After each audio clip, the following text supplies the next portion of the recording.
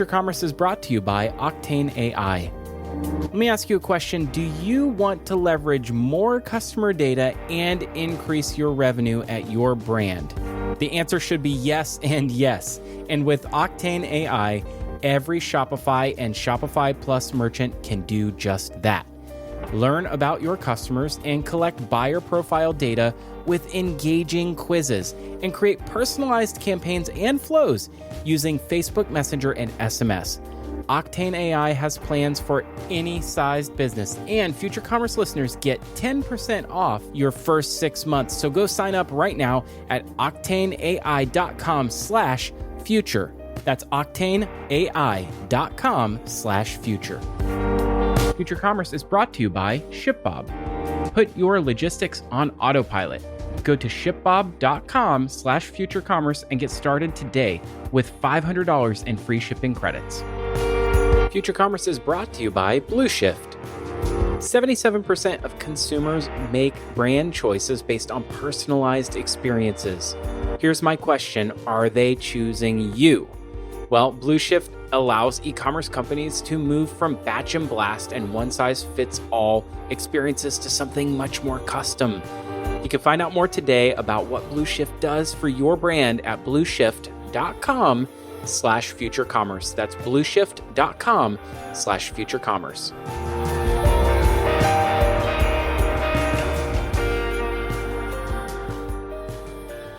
Hello and welcome to Future Commerce, the podcast about the next generation of commerce. I'm Captain Jean-Luc Picard. What does that make me? I'm not enough of a Trekkie to know what that makes You're me. William T. Riker. Riker. That's right. Riker. First officer. Officer. I should have known that. I'm embarrassed. Obviously, Phillip and Brian here. We are winging it today. This would have, in prior time, would have been probably a bonus episode or an After Dark. We've been doing this like once a month thing where, as to kind of augment things a bit, we record these like super late night podcasts or super late my time. It's 11:30. I'm a little punchy. These are my favorite because bedtime. I am so much better at podcasting at the end of the day than I am at the beginning of the day. And we end up doing a lot of shows like at like 5 a.m. my time. And so I'm so sorry. I'm that like, stinks. yes. And also you're more fun when you're punchy. So it's like this combination of me being at my peak and you being a little extra loose makes for great content. Can I extend some love right off the bat? Ian Leslie, friend of the show. Ian, former now CMO over at Industry West. He's in between gigs right now, and I know where he's going. I don't know if everybody knows where he's going. It's not been publicly announced, but his next phase in his career is going to be really awesome.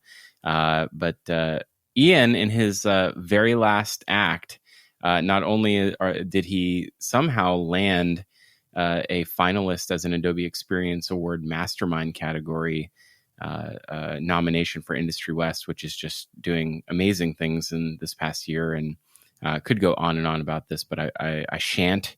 Not only did he do that, but he has also landed Industry West on the 2 p.m. DNVB DTC hot list. Yeah.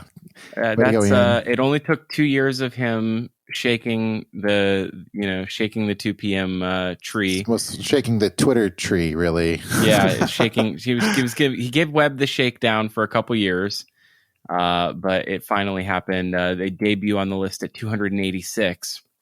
Honestly, that's in my opinion, that's undervaluing Industry West. I don't think so. I don't know. I mean, it's kind of here's the thing. Here's the thing. Just below them are the following brands that you may or may not have heard of: Warby Parker at 291, Quip at 295. Glossier at 296. Mm-hmm. Yeah. Oh, shall I keep going? Quip? Yeah. Rowing Blazers at 308. Maybe I don't understand the power list.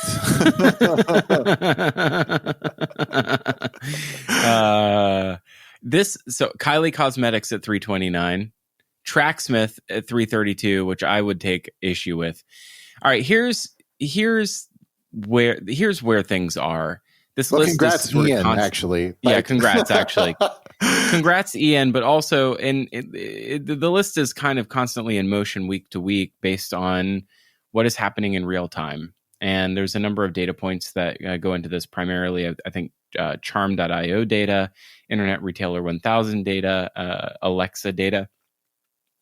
I'm so sorry if I just triggered a device in your vicinity. Not that listener. Alexa, by the way. I know, but it's actually that's where they got the name, because it's also an Amazon property. It sure is. But the very, I don't know, the very formerly popular ranking engine ranks the popularity of sites based on traffic and sort of frequency and other SEO factors. Anyway. So this list is constantly in motion, which begs the question.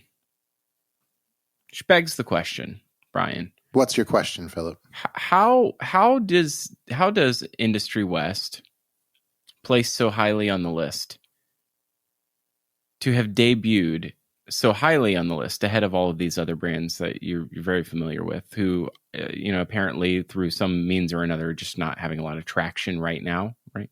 Things go in ebb and flows. The top 20 spots are owned primarily by a lot of breakout apparel brands right now. How does that happen? That's the question. I had as well. That's the question. I like. How do you sleep on Industry West for so long that they debut much higher than a Warby Parker on the list? Should they have been given a look-see sooner? Maybe this gets back to my lack of understanding. Is it a momentum ranker? Nobody gets removed. Nobody's ever been removed from the list, as far as I understand. Now, I don't know that that's true. I think that's true. There's a lot of brands that you might expect that are at the very bottom of the list, who are just not either around Kmart? anymore or defunct, or no, it's a direct to consumer. Just kidding. I'm just kidding. Kmart's still around. I like drove past one the other day and I was like, huh?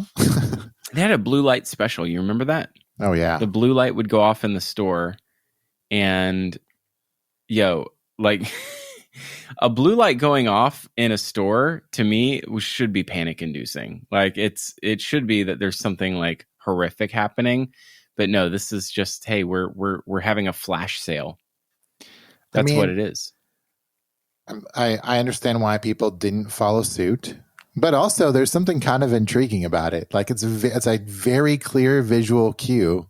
Like, why don't stores like have like party mode instead of like a blue flashing light? Like the whole store just goes into like black lights and neon and strobes and stuff. Yeah. That's really clear what's happening at that point. And pandemonium, pocket picking, pickpocketing. Is that the word I'm looking for? Pickpocketing. Oh man, it's like the dance party sale. So many things have just to close the loop on a thing that I've been mulling over. The blue light special is a really good example in flash sales. It's a really good example of millennials thinking they invented everything. Yeah. Because the blue light special had been around since like the 80s. Yeah. As far as I remember. And, here comes every flash sale site of the 2000s. I remember, oh shoot, it's going to escape me now. What was the site that I think was acquired by Amazon that did Woot. like a Woot? That's the one. Yep. That did like a daily flash sale of like tech products and other stuff. They had like ancillary. They had like a whole family of sites that did that. They grew it into a bunch of different categories, and like I think Woot still a pretty big channel for Amazon. I think it's still pretty shopped, if you can believe that. There's still bargain hunters on the web. People are looking for deals. That's so funny. They Amazon acquired the deals site for $110 million. In back then, we were probably like, oh my gosh, what? 2012-ish, maybe? Yeah. It's such an interesting, it's so interesting. Anyway, millennials think they invented everything. Meal delivery. I had been, again, I told you I've been mulling this over for a long time. Like, the Schwann truck existed when I was a kid. Man, the Schwann truck ran over my wife's dog when she was a kid. Oh, you told me this. Yeah. Is that for real? For real, man. The Schwann foods. So Schwann should have been an early indicator that like delivery was going to become hazardous to our roadways. and apparently your pet's well-beings. Yeah. Did the dog make it? Yes, the dog made it. That was the good news.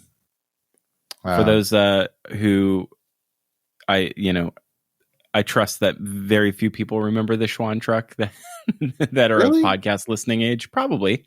I don't know. The Schwann truck was sort of this. Doesn't it still exist? It still exists, right? Oh, I'm sure there's a website that has the Schwann logo on it somewhere, but I've never seen a Schwann truck in 25 years. No, I'm pretty sure I've seen a Schwann truck around. No freaking way. Yeah. All right. So for the third time, I'm going to attempt to explain what it is, since everybody's now. I feel like we've talked about this on the podcast before. This is the problem with having as much content as we have. Like, honestly, like, there's a lot. If only it were infinitely searchable and every word that we've ever spoken was at futurecommerce.fm, Brian, and it is. Check it. Look up Schwann.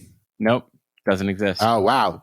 We have definitely had this conversation before. We've never mentioned this on the podcast. So please, for the love of Pete, for the fourth time, let me explain. The Schwann food truck was I want to say it was like a franchise model, but it was meal delivery.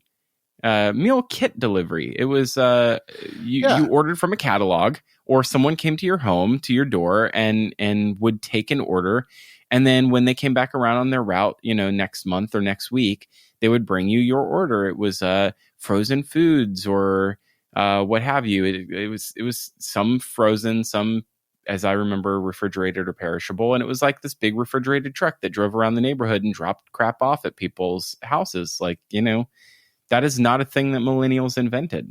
Yeah, that existed. It's true, and it is true. Mobile retail has been around forever as well. I mean, that's kind of what the ice cream man was, right? That's the ice cream truck. Yeah.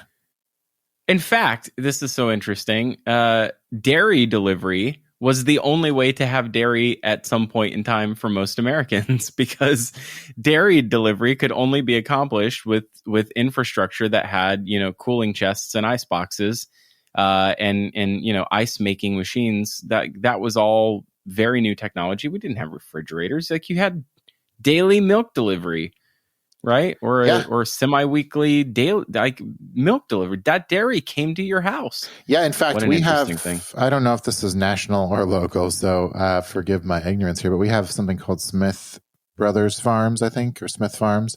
And we did milk delivery for a while, and we also got eggs and other stuff. And like, there was actually quite a bit that they could deliver to your house.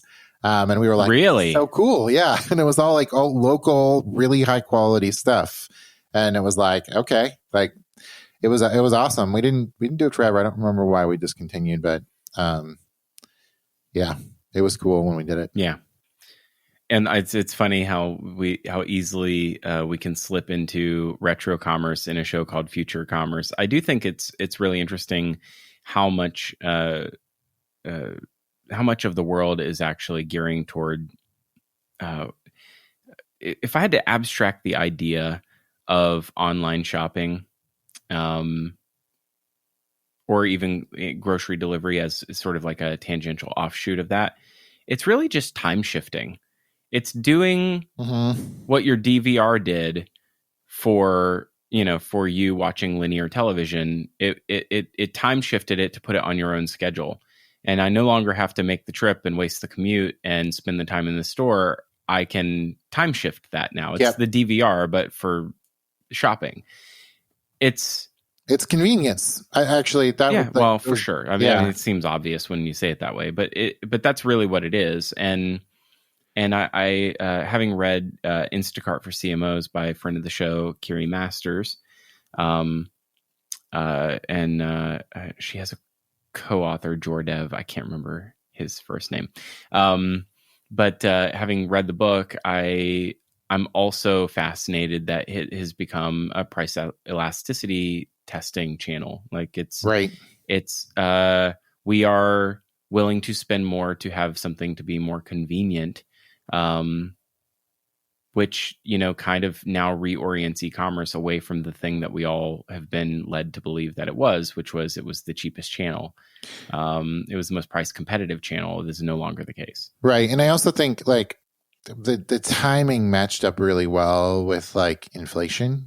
And so it was a really good moment for like to test that out. And because I think that the opportunity was there. So there was rising costs of goods in general. And so I think that like people were like, oh, well, if I go out to eat for pizza now, it's like $50 anyway. I might as well just add $5. Now it's $55. Like, I think, dude, and how expensive is pizza delivery now? It's like, I don't know. You guys have this thing in Washington that I had never heard of before, which is like take and bake pizza. Oh yeah, it's great. That's a thing out by you guys. Yeah, take and bake's pretty awesome. But no, we do a lot of pizza delivery. Having 4 kids, like it's a regular occurrence, and we definitely I think Domino's has done a really good job of price differentiation. Pretty much all other pizza, and maybe Pizza Hut, but we don't eat Pizza Hut. Has like nobody out pizzas the Hut, Brian. And nobody out pizzas the Hut. The like if we want to go to any Craig Robinson is a national treasure. Oh my gosh. Yeah. Go on, sorry. Yeah, no, if we want to go to any other pizza chain, it's like significantly gone up. We've actually watched the prices on the menu rise. Like going back like 2 months later, it's like, oh well, that's up by another $1. Like it's interesting to see when you have a lot of kids that eat a lot of food, it actually does add up quickly. You're like, oh.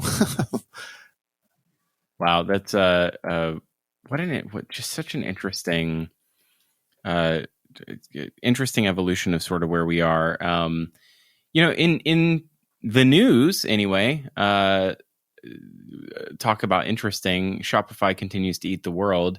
Shopify just had some big news, investing in Stripe, $350 million. Is that correct? Yeah, which compared to what Stripe would be valued at right now if it went public is a drop in the bucket. But it makes total sense. Like, I think on both sides, if I was Shopify and I had a chance to invest in Stripe, I would do it. And if I was Stripe and I had a chance to take money from Shopify, I would take it.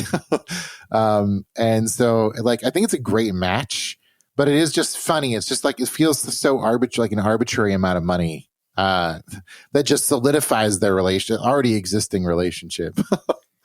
It's so interesting because they had already just raised a round of $600 million, valuing them at $95 billion back in March, and they got a new pop of capital from Shopify, which now and again, this is it's speculation because I don't think anyone actually knows, but Shopify maybe owns 3% of Stripe to some, like, by some one person's estimation. I think this might have come via 2 p.m. But Stripe owns a bunch of other infrastructure businesses, including Fastly, which powers like not just half the internet, but most of the e-commerce platform competitors. It's all a big tangled mess. This is what it is. It is. But there's also another thing to be said about the second and third order effects, which is Shopify has some vested interest in those businesses succeeding to some degree too. By the way, Shop Pay is now accepted on Facebook and Google as for first-party payments. Available for every merchant. Every merchant that may be transacting on the platform. And this is a really interesting play where I'm not really quite sure what the technology is. If you're out there and you actually understand what this is, maybe we'll get Kiri on. I'm not sure who could speak to this. Lord knows I'd probably be out of my depth. But in performance marketing, at least, this seems to be social commerce is this thing that's been long promised and hasn't really quite arrived yet. I'm not sure how that works. You transact on the platform. Well, where does the order go? Like, is there an integration? Does that go into an OMS somewhere? Like, does that integrate with your shopping cart? Well, I mean, if it was a Shopify brand, wouldn't it go into your Shopify store's back end? I don't know. I mean, it really depends on how you're selling through Google, right? Like, some people are selling through an integration with their, like you said, like with their OMS, or maybe it's directly with their e-com platform. Like for Google, I just don't know. I have no idea. I mean, I think it varies by merchant, would be my guess. Well, Google Shopping is like a feed that you can maintain. Right. This much I know. It's a feed you could maintain, outside of your shopping cart. If you really so desired, you could run that out of your PIM if you wanted. There's all kinds of ways that you can produce a feed. I'm guessing that's how you transact, is you're publishing a feed to these businesses. Anyway, it's very fascinating to me. Shopify's sort of eating the world. All this on the heels of Klarna's recent rounds, which was huge. Valued them at what, $46 billion? I don't know. Give or take $1 billion. So, yeah, something like that. But I mean, the payments are just like out of control. And quick aside, back to Fastly, the internet is held together with spider webs. Like. It is a literal web. It is a literal web, and it is like if someone's out there with like Sting, cutting through Shelob's lair, like wow. Yeah, I know. I just went there. Like it breaks pretty easily. It feels like sometimes. It's a deep cut, Brian. I know.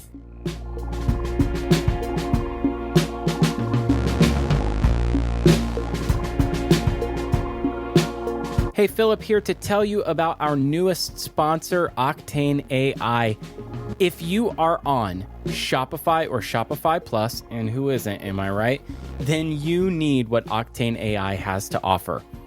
I am a huge fan of guided selling, and Octane AI has tools that allow you to get to know your customers on a deeper level and collect more buyer profile data. And what does that mean?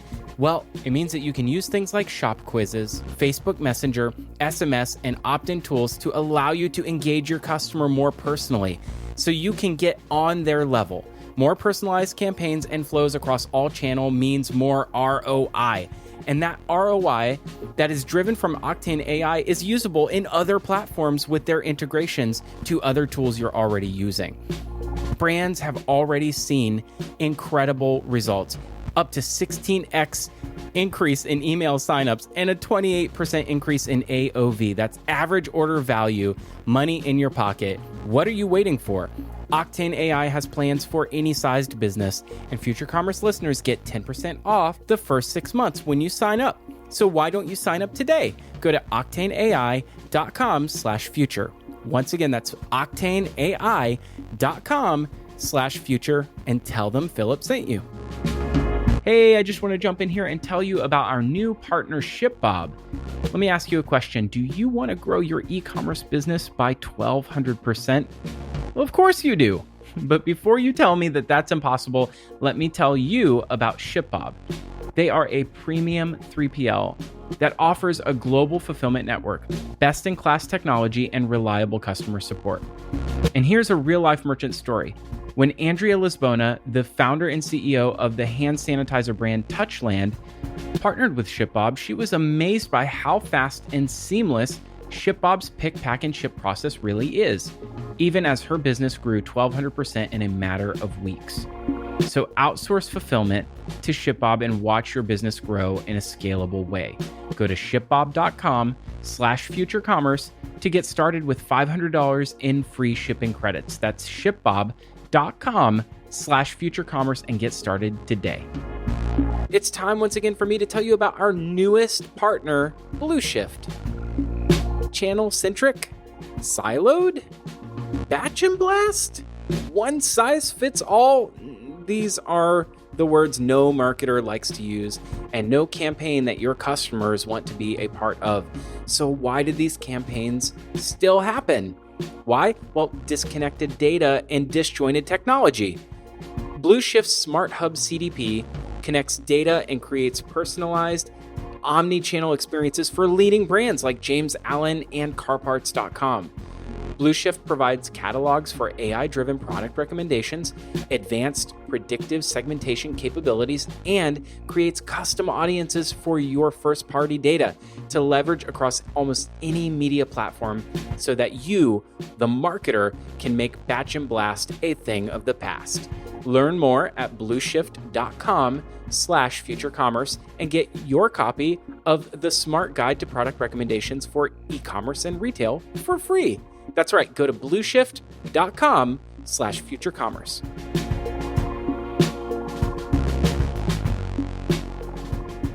It is quite easy to break. We've seen that very recently. We saw there was a Cloudflare outage, big DDoS outage a couple months ago. We saw Shopify went down globally. Fastly went down globally. Shopify's been down actually a couple times in the past week and a half. Klarna, by the way, in March of this year raised $1 billion, which valued it at $31 billion at the time, and has now raised $639 million. Now just 3 months later, valuing it at $45.6 billion. Somebody could probably count the number of days between what was it here? It was March. I'm now missing it. It was not too many days. How about that? It was not. There's not very many days between sometime in March and sometime in June to have your valuation peak that much. I'll have a whole rant about this probably later in the show when we talk about Paula's choice and my most recent insiders piece. Yeah. But I do kind of want to at least touch on it here. I was quoted in Payments Dive, by the way, on Klarna's raise for some research piece that I had been working on, which is, it's been very unclear to me so far how the market could withstand so many buy now pay laters. Like they all seem to be fighting for some consumer brand awareness, right? Yeah. With the exception of like Bread Financial, which seems to be content to do white labeled, services as a BNPL. Although, by the way, my Soul Cycle, which I bought through Equinox, and that is Bread. It comes through on my credit card statement as Bread Financial. So much for white labeling. I don't know. But aside from Bread, the other three dominant players, and I'm aware of 8, but the 3 that are top of mind for me are Affirm, Klarna, and Afterpay. Correct. And those 3 all seem to be fighting for consumer awareness. It is now clear to me that they have chosen 3 distinct camps to sort of fall into. Affirm is sort of the legacy luxury brand, like we're gonna multi-pay a big purchase. Well, and Klarna partner driven as well. So that's the one thing that I think I like. But let me just lay them out real quick. All right, and then you knock this apart. All right. Klarna has seemed to choose that, hey, we are a marketplace for everyday purchases to fractionalize those with an open line of credit. And hey, why not spread it around a bunch of online purchases? Buy your sneakers, buy your jeans, buy whatever you're going to buy online. We have a marketplace that you can literally go to at Klarna.com, and you can see a whole bunch of stuff that you could use your Klarna line of credit on.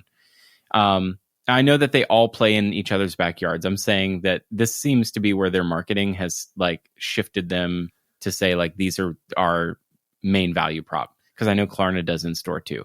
But Afterpay, you walk into the mall at Afterpay and you'll see Afterpay signs everywhere. Physical retail and Afterpay is actually becoming a thing. And Lush in particular was the one that first made me notice it, but they were pushing it pretty hard of if you have Afterpay on your phone, you can Afterpay anything, any physical purchase, but especially at these retailers. And those are all things that I think are very defining to me as what they're trying to aim to be. They're all the same solution to some degree, but they've kind of chosen where they're going to go. Now, let me tell you what I think the prediction is. The world is reopening, Brian, and the next 6 months, like today, right now, June 16th, 2021, New York City no longer has any COVID restrictions, right? Right. San Francisco opened up officially yesterday. Like the biggest cities are coming out of COVID, and physical retail is back. Has been since October for Florida, but that's because it's Wild West here. So I feel like Afterpay is the big winner here in the latter half of the year. If I had to bet the way that people would be using this, like every channel has to deal with the fact that physical retail is coming back. Okay, now you tell me why I'm wrong. I think you're on point mostly. I think Afterpay actually, so the strategy you outlined for Klarna is actually how Afterpay entered the US market. And it was also thought of in Australia, I think, if I recall correctly. And then they saw the opportunity to expand way past that, and they aggressively went after the strategy that you outlined that they're at now. The marketplace strategy, is that what you're saying? They started with the marketplace strategy, Afterpay did, and they moved into like more aggressive like payment on people's sites and on in physical retail. So I think you're right about Afterpay, but I think the difference is I saw them as similar to what you described as the Klarna strategy when they first entered the US market a few years back. And then Klarna, I feel like, has really doubled down on consumer focus. Like their branding and their commercials have played really really focused in on using Klarna everywhere, I think, as well. Although I agree with you. Like I haven't seen them in physical retail yet, and they might be. I just haven't really noticed them. And I agree with you. Afterpay has done a really good job of getting into physical. And then Affirm, I think it's still. I think you're right about like the legacy luxury, but I also think that they've done a really good job of partnering, like the announcement with Shopify recently to partner around the multi-pay has been really. Oh, there's another good example. Yeah. Yes, it is. Shopify eating the world. I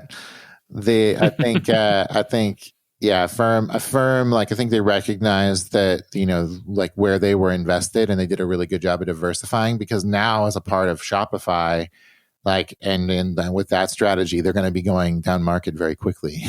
And so I see that as like their opportunity to expand and really, I think, kind of undercut Klarna and Afterpay simply by ease of implementation and accessibility for a broader set of merchants with the Shopify partnership.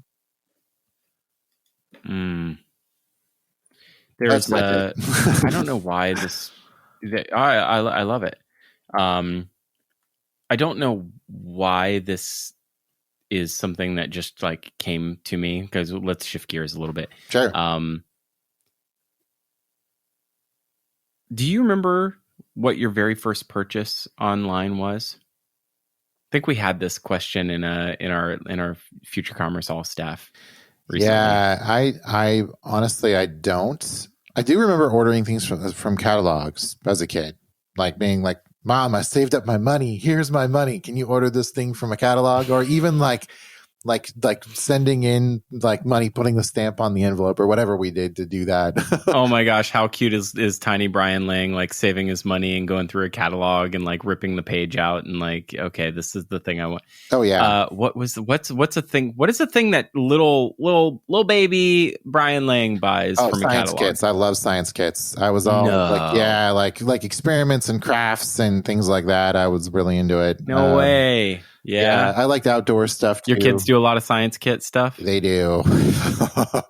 They're really into it. Yeah, we just My son Peter just had his 10th birthday, and we got him a volcano, and also I like this really cool like handheld metal detector that you can like. No, that's so cool. Yeah, he's really into like finding cool rocks and gems and stuff and metals.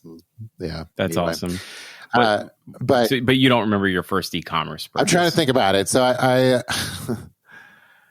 it might have been like tickets to something. I feel like that might have been the case. Maybe books potentially, like textbooks, or I feel like I made purchases in high school prior to college, like e-commerce purchases. I'm sure I did, but I don't know.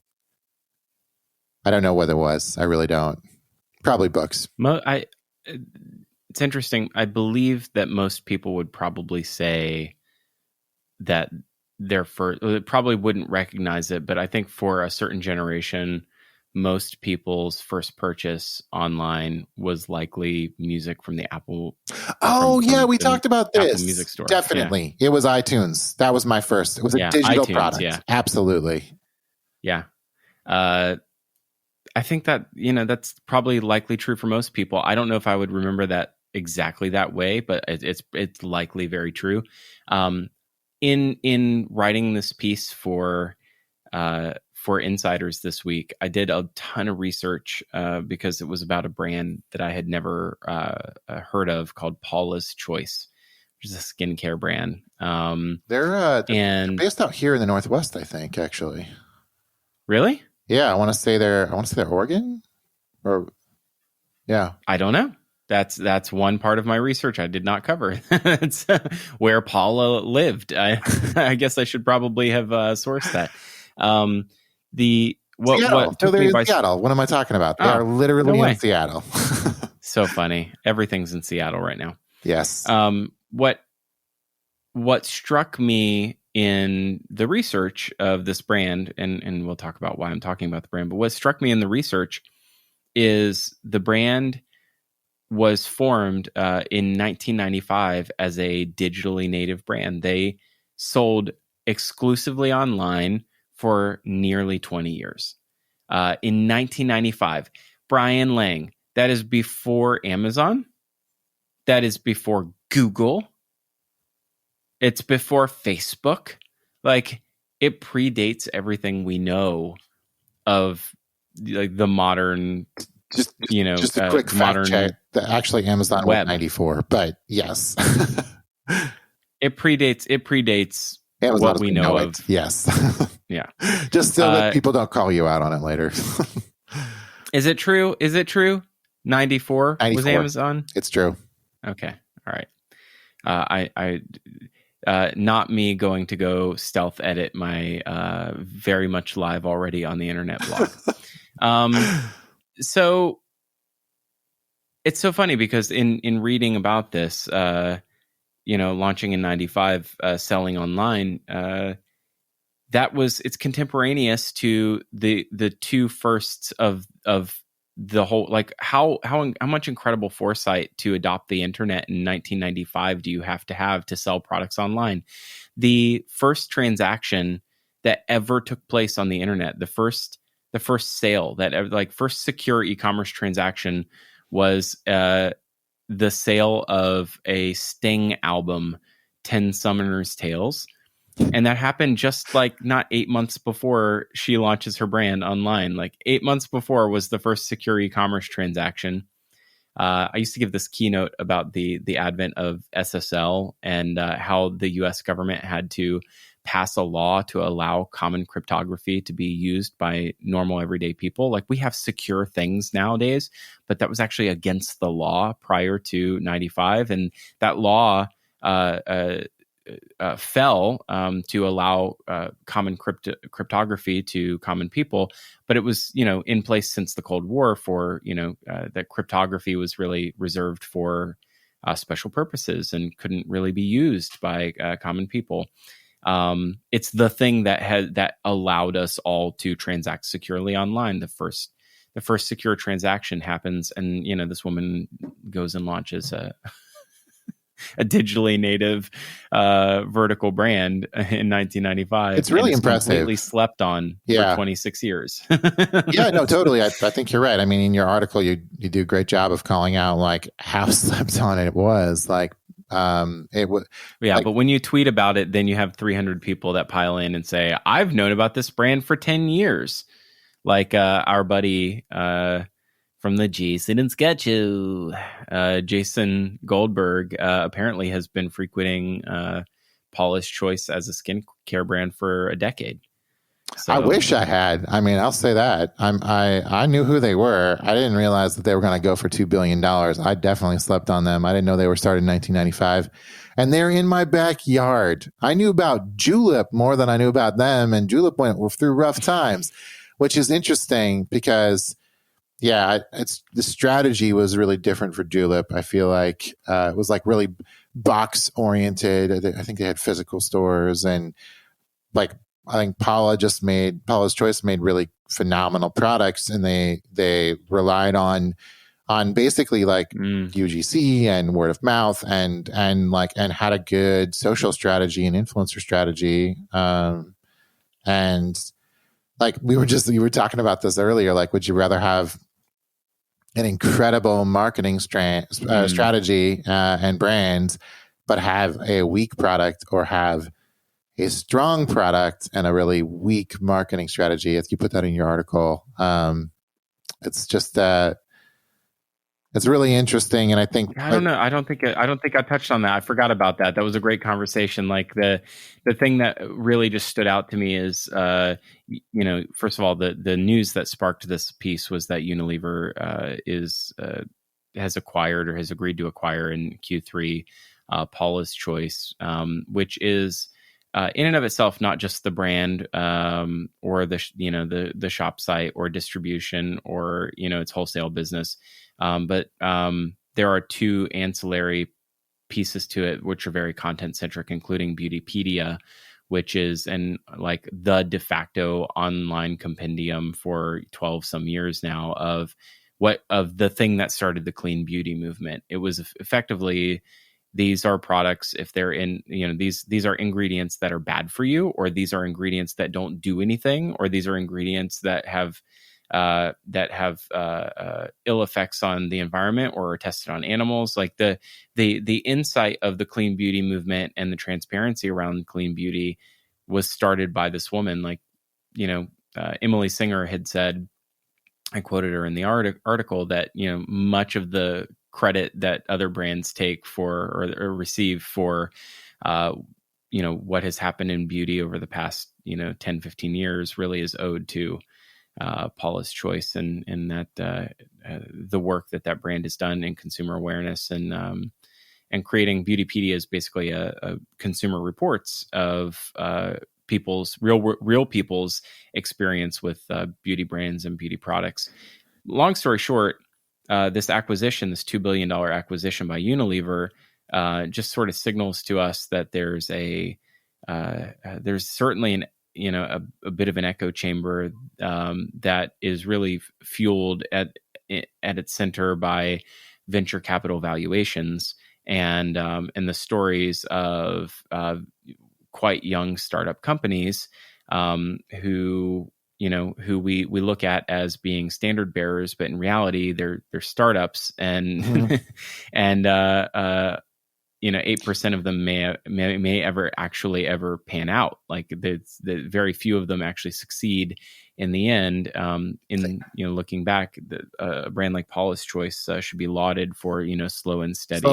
Yeah, that's where I was headed as well. Like, I think this is a really great story that should turn a lot of heads for two reasons. It was smart, sustainable growth, focused on good things, like things that are actually valuable to this world. And there was an education and content component to it. Yeah.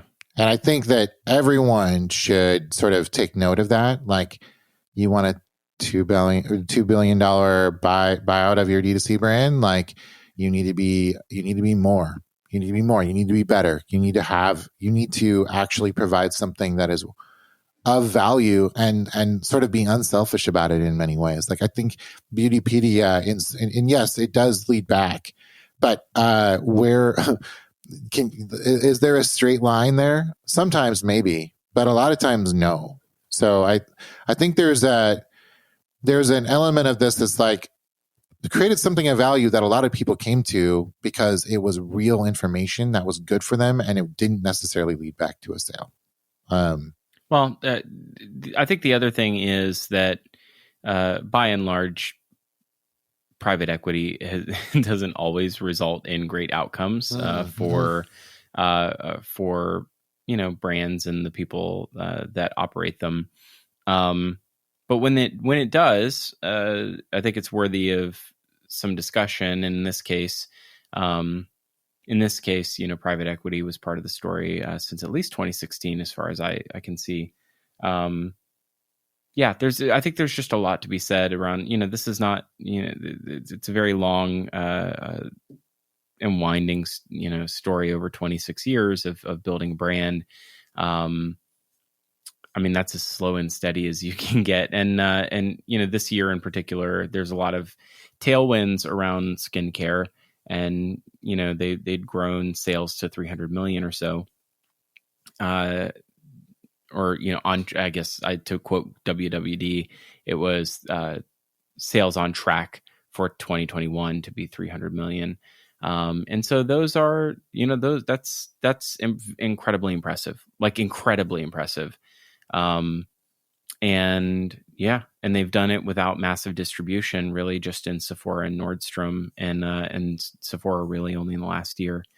I have a piece, and the piece is specifically on blind spots and phase cancellation, two things that I think are really interesting concepts to explore, and how we possibly could have missed this, and how we can not miss it again, and how we can find other brands that are worthy of praise, even though the rest of the world isn't talking about them. And by the rest of the world, I don't mean customers. I mean pundits and people with podcasts and people with big paid email newsletters and lists where they rank people. And so if we, how do we do that? The best way to avoid a blind spot is, other people can see your blind spots that you can't. So having more people that, are content creators specifically in our business, in retail trade and e-commerce media, I think would be a good thing for all of us to take note of things that brands like this are doing. As unremarkable as they may seem on the surface, you can't argue with the success and the outcome. So that's it. You can get that piece right now over on Future Commerce Insiders and futurecommerce.fm, and you can be notified whenever a new essay drops, or get our exclusive email-only newsletter that goes out every Friday called The Senses. Both of those things come to your inbox once a piece each week for a total of 2. We promise we won't spam you. Go get it at futurecommerce.fm/subscribe. Well, thanks for listening. Pregnant pause. Pregnant pause. Brian's done. He's ready to wrap it. I thought you were rapping. That's what I thought you were doing. I thought that was it. I thought we were out.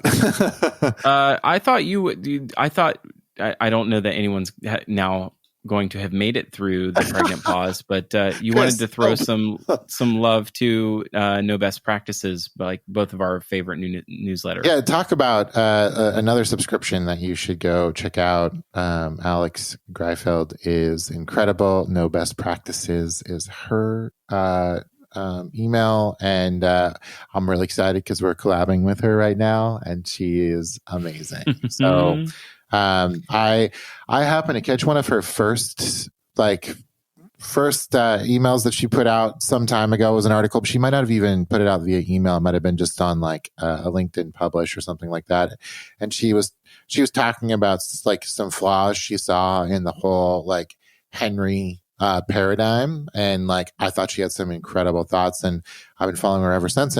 And to get a chance to collaborate with her, I'm super excited. She recently wrote an article about sort of understanding your lane and being consistent with it, as like understanding who you were as a business. And she outlined 4 different lanes that I thought was just absolutely spot on and worth the read. Yeah, so it's such great analysis. It might be considered art. Like, truly is. Yeah. And she's got some really fun hooks to her work as well. She's the trash bear comes to mind. She wrote about the trash bear and what being hungry as a brand and so on. So it's very very interesting, very well written, and super insightful. And she's also got a wealth of experience she's drawing on, active experience. I love that she's an operator and she's putting out content at a super furious pace as well. So huge fan, super excited to work with you, Alex. Woo! So many good things to talk about. We're actually coming into a fun season ourselves. We're gearing up for our next big research piece. We do 2 of them a year. Big we would consider omnibus consumer studies, but we're bringing 9x9 back in September. And but in the meantime, I do want to let you know that we have a new piece of research that I'm still very hyped on. We released it last month. It's called "Services: The New Storefront," and we actually spent a good amount of time researching how you can create better relationships with your customer by having discourse with them and by creating better points of friction.